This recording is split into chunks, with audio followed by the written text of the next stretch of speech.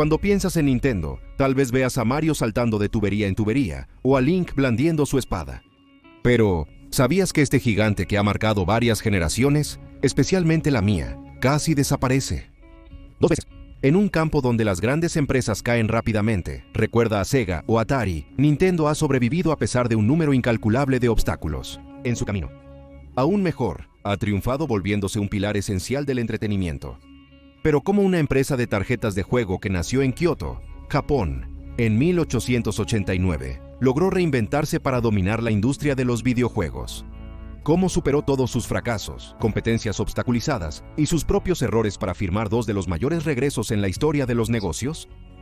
Hola Team Mindset, espero que estén bien. Hoy exploraremos la historia de Nintendo, una empresa cuya trayectoria tiene todos los elementos para hacer una buena película, ya seas un jugador o un apasionado de los negocios.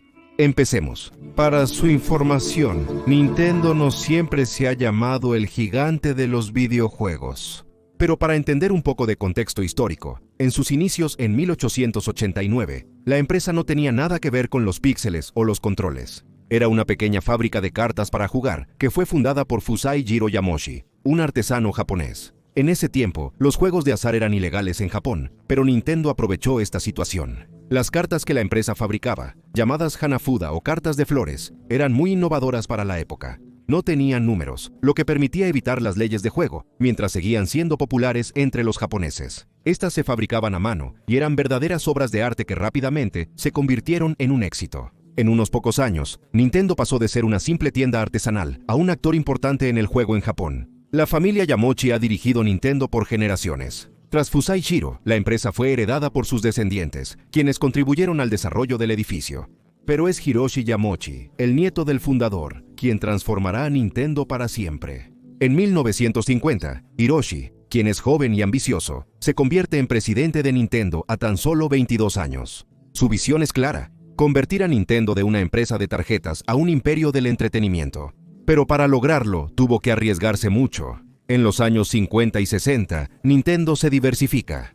Lanza varios productos nuevos, algunos bastante extravagantes. Arroz instantáneo, inspirado por el éxito de los fideos de la época. Un fracaso, una cadena de hoteles de amor que es una apuesta arriesgada en un Japón conservador. Otro fracaso, juguetes electrónicos y mecánicos cercanos a los juegos infantiles. Un primer paso hacia el éxito. Estos intentos fallidos, que costaron mucho dinero, casi marcan el fin de Nintendo. Pero uno de estos intentos permitió a Hiroshi entender una cosa. Para triunfar, Nintendo debía enfocarse en el campo de los juegos, donde sobresalía, y redoblar esfuerzos en ese sector. En 1963, Nintendo deja oficialmente el mercado de las cartas para enfocarse en una idea revolucionaria: los juegos electrónicos. La empresa empieza a producir juguetes innovadores, como el Ultra Hand, una exitosa pinza mecánica extensible. Este primer éxito permitirá a Nintendo consolidar su lugar en la industria del juguete y la innovación. Pero el punto de inflexión real ocurre en los 70. Con la llegada de los videojuegos, Nintendo siente que algo grande está naciendo. En esa época, la empresa desarrolla sus primeros juegos de arcade y nota el potencial de las consolas electrónicas. Este enfoque en el juego, combinado con una capacidad única para tomar riesgos, permitió a Nintendo prepararse para su mayor salto, el hacia el videojuego. Y como verán, la llegada de personajes que conocen bien pronto cambiaría para siempre la historia de Nintendo y la del mundo entero.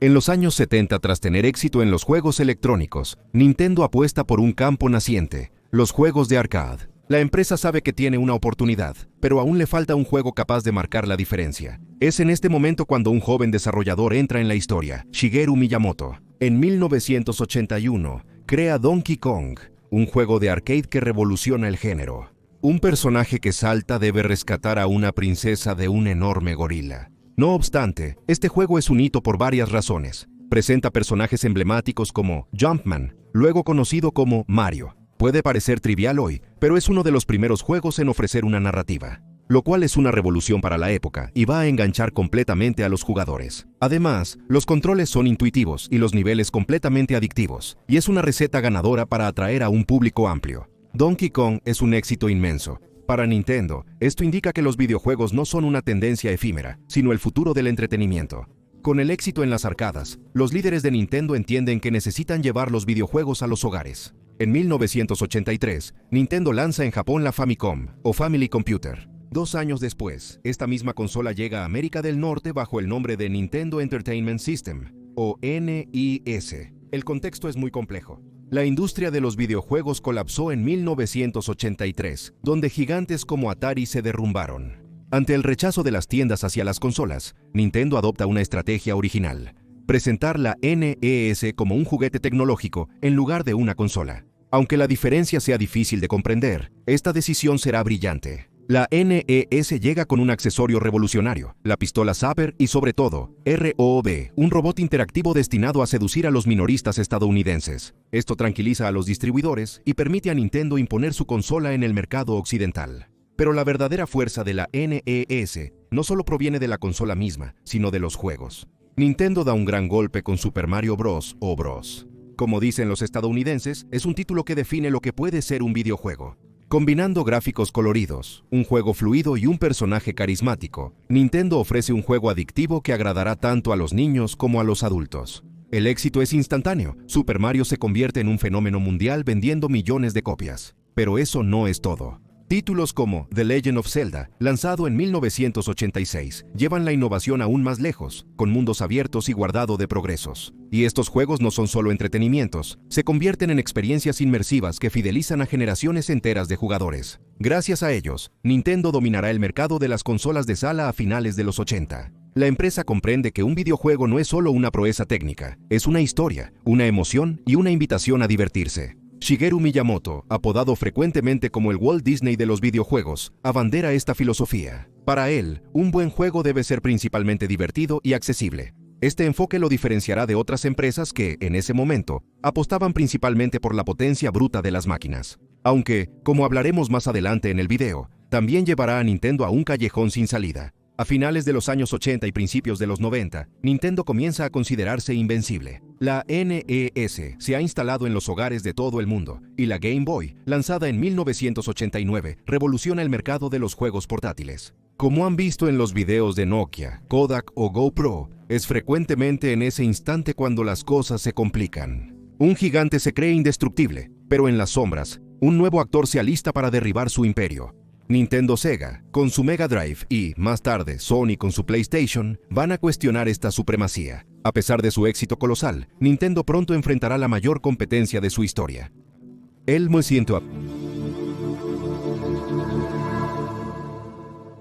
primer golpe viene de Sega con el lanzamiento de la Mega Drive, o Genesis. En 1988, Sega adopta una estrategia audaz para destacarse: apuntar a los adolescentes y jóvenes adultos. Un público que Nintendo, con su imagen familiar y colorida, descuidaba totalmente. Sega apuesta por juegos más maduros y dinámicos, con Sonic the Hedgehog como nuevo rostro de la marca. Donde Mario es alegre e infantil, Sonic es genial, rápido y rebelde. Sega no duda en atacar a Nintendo de frente, con eslóganes provocativos como Genesis does what Nintendo don't, lo que significa Genesis hace lo que Nintendo no hace, con un juego de palabras bastante provocador. Los resultados son asombrosos. En Norteamérica, Sega rápidamente gana mercado y eclipsa a Nintendo, quien todavía piensa que no es tan grave. Pero la llegada de otro desafiante, que todos ustedes ya han usado, va a entrar en la arena y desencadenar el verdadero terremoto. Sony está aquí para dominarlo todo, comenzando con un desacuerdo. Originalmente, Sony debía colaborar con Nintendo para desarrollar un lector de CD Read Only Memory para la Super Nintendo, pero cuando la asociación falla, Sony lanza su propia consola, la PlayStation.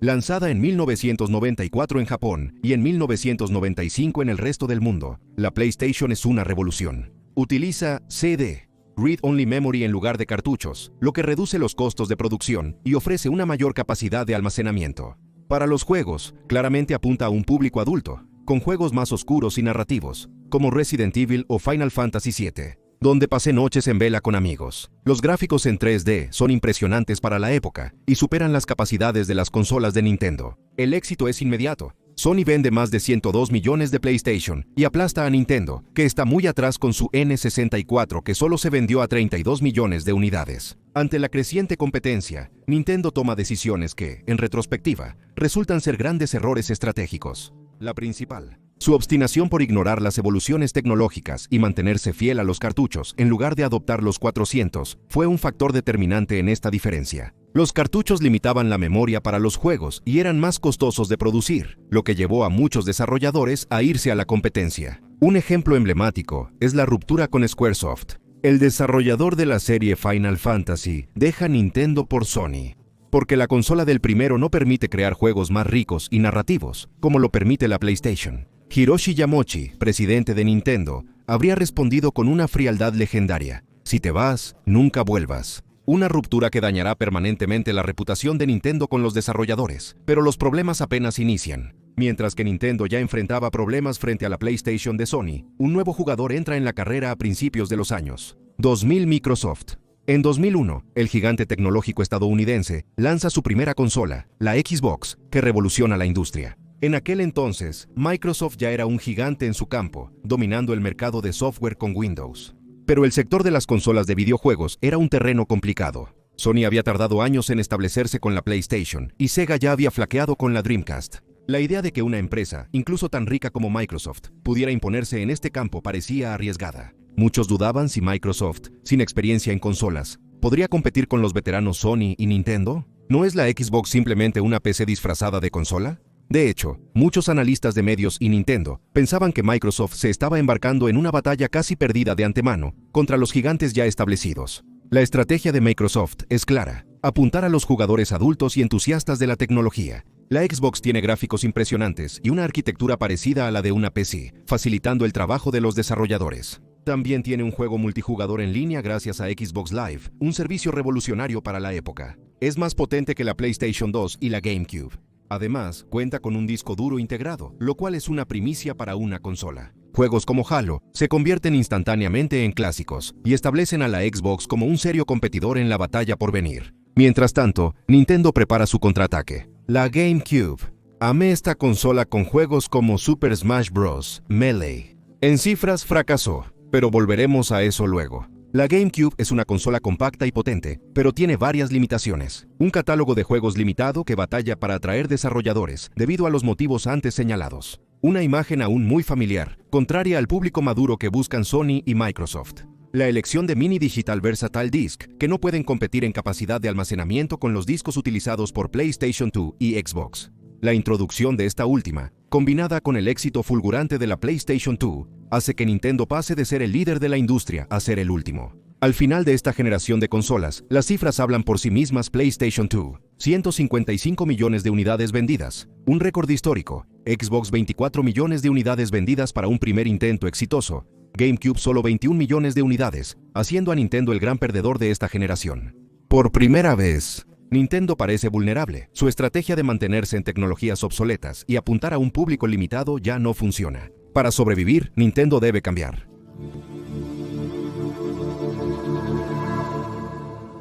El titán de los videojuegos se enfrenta a un dilema: innovar o perecer. En 2006 Nintendo se encontraba en una situación crítica tras el fracaso de la GameCube, jugándose el todo o nada. En lugar de enfrentarse a Sony y Microsoft en el campo de los gráficos potentes y las máquinas sofisticadas, Nintendo elige un camino inesperado: apostar por la accesibilidad y la innovación lúdica. Así nace la Nintendo Wii, una consola que cambiará la forma en que jugamos. La Wii apuesta por la innovación de los controles por movimiento, en lugar de la potencia bruta. Gracias a su control remoto Wii Remote, la consola permite un juego intuitivo. Controles simplificados, todos pueden jugar, desde niños hasta abuelos. El juego emblemático del lanzamiento Wii Sport resume perfectamente esta filosofía. Una partida de bolos o tenis se convierte en un momento amigable, familiar y accesible. La Wii no solo apunta a los jugadores habituales, va a conquistar un nuevo público, aquel que nunca había tocado una consola antes. La apuesta es rentable. La Wii es un fenómeno mundial, vendiendo más de 101 millones de unidades, superando a la competencia, incluyendo la PlayStation 3 y la Xbox 360 de Microsoft. Algunas razones explican este éxito. Un precio accesible, mucho más barato que la competencia. La Wii está presente en salas de estar, escuelas y hogares de ancianos. Nintendo, tras años difíciles, vuelve a ser un gigante. No obstante, pese a este éxito, la Wii esconde problemas profundos. Primero, la potencia limitada de la consola la vuelve obsoleta frente a los avances de la PS3 y Xbox 360. Los juegos en HD se vuelven estándar, pero la Wii se queda atrás con una resolución obsoleta. Además, la escasez de juegos para gamers es problemática. Mientras el público general adora la Wii, los jugadores apasionados prefieren Sony y Microsoft por sus juegos más maduros y experiencias más inmersivas. Finalmente, la falta de apoyo de los desarrolladores terceros continúa. las grandes franquicias, otros estudios evitan la Wii, lo que limita su catálogo a juegos de Nintendo o a títulos orientados hacia el casual gaming. La Wii logró atraer al público en general, pero se alejó de parte de su comunidad de jugadores históricos, lo que es una paradoja que va a pesar mucho en los eventos futuros. En 2012 Nintendo busca extender el éxito de la Wii con una nueva consola, la Wii U.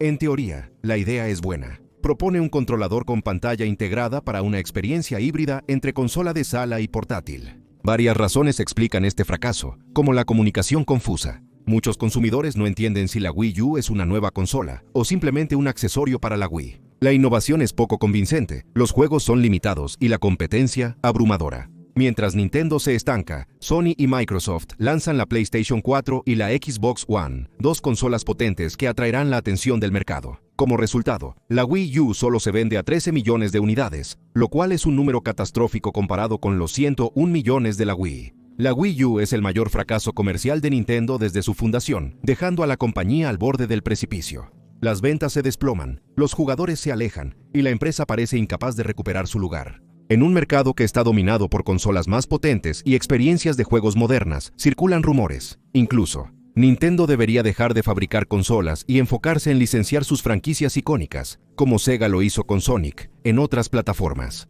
Una hipótesis que habría marcado el final de una era. Pero cuando todo parece perdido, y seguramente ya lo has entendido, Nintendo sabe cómo reaccionar. Frente a los precipicios, la empresa va a preparar un último golpe maestro. Una consola que reconciliará al público en general y a los jugadores apasionados, a la vez que corrige errores pasados. 2017. Nintendo juega su última carta después del fracaso retumbante de la Wii U. La empresa debe actuar con contundencia para recuperar la confianza de los jugadores y probar su vigencia en la industria del videojuego. El resultado es la Nintendo Switch, una consola híbrida que va a revolucionar el mercado. A diferencia de sus competidores PS4 y Xbox One, que apuestan por la potencia bruta, Nintendo sigue innovando en la experiencia de juego. La Switch es una consola versátil. Puede conectarse a la televisión para jugar como una consola de sala. Puede usarse en modo portátil, como una consola para llevar a todas partes. También permite el juego para dos personas instantáneamente gracias al Joy-Con, controles desmontables que están incluidos en la caja. La idea es a la vez simple y revolucionaria. Donde la Wii U había fallado en convencer con su pantalla desplazada, la Switch finalmente realiza el sueño de una consola híbrida, intuitiva y moderna. Si la Switch funciona, también es porque ofrece juegos excepcionales desde su lanzamiento. Desde su lanzamiento, Nintendo triunfa con dos títulos principales: The Legend of Zelda, Breath of Wild y Super Mario Odyssey, que es un regreso a los orígenes para Mario, con niveles creativos, un gameplay accesible y un gráfico cuidado. Otro punto fuerte es que Nintendo finalmente corrige una de sus mayores debilidades. Por mucho tiempo, los desarrolladores externos habían ignorado las consolas de Nintendo por sus limitaciones técnicas y opciones poco apropiadas para los estándares actuales. La Switch es más fácil de desarrollar por su estructura abierta, lo que cambia todo. Nintendo finalmente da la bienvenida a nuestro estudio principal. Como The Elder Scrolls, como Fortnite y Dark Souls, la consola también se convierte en un paraíso para los juegos independientes. Títulos como Hollow Knight o Celeste encuentran un público fiel en la Switch. El éxito de la Switch es fulminante. En unos pocos años, se convierte en la consola más vendida en la historia de Nintendo, superando incluso a la Wii. Con más de 111 millones de unidades vendidas en 2023, Nintendo sigue adelante. Tras ignorar por mucho tiempo el mercado de los juegos móviles, cambian de estrategia. En 2016, Pokémon Go, desarrollado junto a Niantic, se vuelve un fenómeno global, superando 1.000 millones de descargas. Animado por este éxito, Nintendo lanzará otros juegos para móviles, como Mario Kart Tour, Super Mario Run y Fire Emblem Heroes. Estos títulos generarán miles de millones de dólares. Lo que distingue a la Switch y marca su éxito es que Nintendo vuelve a su ácido desoxirribonucleico. La diversión es primordial para Nintendo, cuya filosofía es poner sonrisas en los rostros, según expresa la propia compañía. Si la Switch ha permitido a Nintendo volver a la cima, no todo es perfecto. A pesar de los éxitos comerciales, la empresa enfrenta desafíos mayores que podrían comprometer su futuro si no los aborda. Nintendo ha sido criticada por varios años debido a las malas condiciones laborales. Los empleados, especialmente en control de calidad, se quejan de bajos salarios, contratos inestables y presión continua. Una ex probadora, Yelena Samonja, espero que esté pronunciando bien su nombre, describe: un sistema donde la contratación permanente es principalmente un incentivo inalcanzable, para presionar a los trabajadores a aceptar condiciones extremas. Estas acusaciones no solo involucran a Japón. En Norteamérica, Reportes indican que la cultura empresarial desalienta la sindicalización y restringe las oportunidades de ascenso para los empleados temporales. En una época en la que el bienestar en el trabajo se ha convertido en un tema central, y aún más para una empresa que vende sueños, estos problemas podrían dañar la imagen de Nintendo si la dirección no toma medidas rápidas. La competencia cada vez más feroz. Aunque la Switch ha dominado el mercado, la PlayStation 5 y la Xbox Series 10 siguen representando una competencia seria. Estas consolas, que una vez más son mucho más potentes, atraen a los jugadores en busca de gráficos en ultra alta definición y el máximo rendimiento. Nintendo ha evitado esta batalla gracias a su posicionamiento único, pero ¿por cuánto tiempo? Las expectativas de los jugadores evolucionan y el mercado se torna más competitivo, en especial con los juegos móviles. Y la blockchain, como se mostró en el video del metaverso, disponible en la descripción. La próxima consola de Nintendo deberá encontrar un nuevo equilibrio entre innovación y modernidad técnica para mantenerse relevante, siendo la innovación clave. Uno de los mayores riesgos para Nintendo es repetir los errores del pasado, confiar en sus éxitos y dejar de innovar. Si la Switch ha triunfado, su sucesor deberá ofrecer una nueva perspectiva para conservar el interés de los jugadores. Nintendo también debe continuar ampliando su público trabajando en títulos que atraigan tanto a los jugadores casuales como a los apasionados. Se necesitarán asociaciones con desarrolladores de terceros, colaboraciones creativas y nuevas propiedades intelectuales para evitar caer de nuevo en una rutina. Nintendo tiene una ventaja sobre sus competidores, su identidad única, a pesar de los desafíos que enfrenta. Mientras Sony y Microsoft luchan por dominar la tecnología, Nintendo se centra en lo que siempre ha definido: la diversión, la creatividad y la simplicidad. El éxito de la Switch demuestra que los jugadores buscan no solo rendimiento técnico, sino también experiencias lúdicas y accesibles. Mientras Nintendo siga siendo fiel a sus valores y continúe innovando para sorprender, podrá enfrentar los desafíos del futuro. Como lo hizo también en 2023 con Super Mario Bros., la película que arrasó en la taquilla mundial. En menos de un mes, superó los $1.000 millones en ingresos, convirtiéndose en la primera película de 2023 en alcanzar este hito. Nintendo ha demostrado 2 veces que sabe renacer de sus cenizas, pero los desafíos futuros son numerosos. Si la empresa logra adaptarse sin perder su esencia, continuará poniendo sonrisas en nuestros rostros en los años por venir. A diferencia de Disney, que ha tomado decisiones cuestionables que van en contra de sus propios intereses, y que podría llevar a la icónica empresa a su caída. Como se ve en el video que se muestra.